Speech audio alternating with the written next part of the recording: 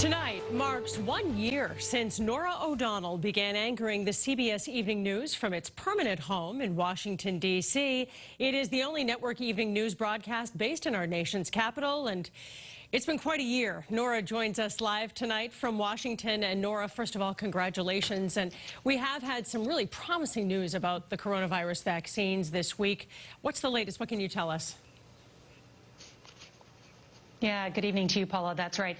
You think about kind of the hopeful news that we finally had this week with really amidst all the devastating COVID news. We now have Moderna and Pfizer have both submitted to the FDA their data to get approval for their vaccines. That could happen very soon. In fact, today we heard that there could be 40 million doses distributed by the end of December. How about that for a Christmas present for those who celebrate? So that is the big news there. Then you heard the news, of course, out of UK that they have approved the Pfizer vaccine, and so millions in Britain will start getting those shots next week.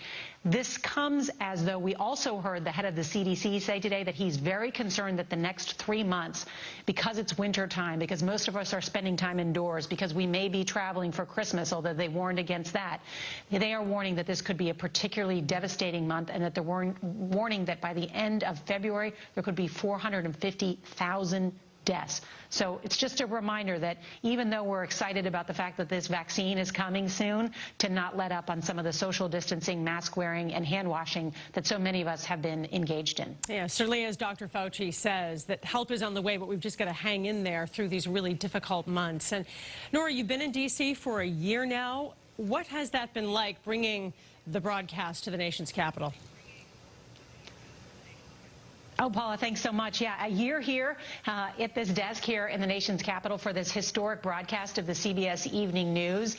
You know, we had no idea that we would have the year that we did covering this news. It's sort of like, wow, that just happened in the last year. I mean, it started off the impeachment of President Trump, then, of course, covering this pandemic. I mean, we had Dr. Fauci here before the whole thing started, and we didn't sit anymore in the same studio with people.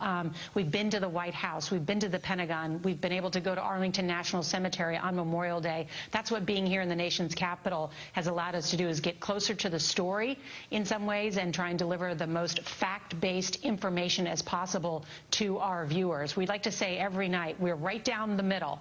You know, we're not a broadcast of affirmation or opinion. We're a broadcast of information. And I think so many people are clinging to that because they want to know, what's the science? How do I keep my family safe? What's the economic news? What's the public health news? And that's what we've tried to do every night, hard news with heart.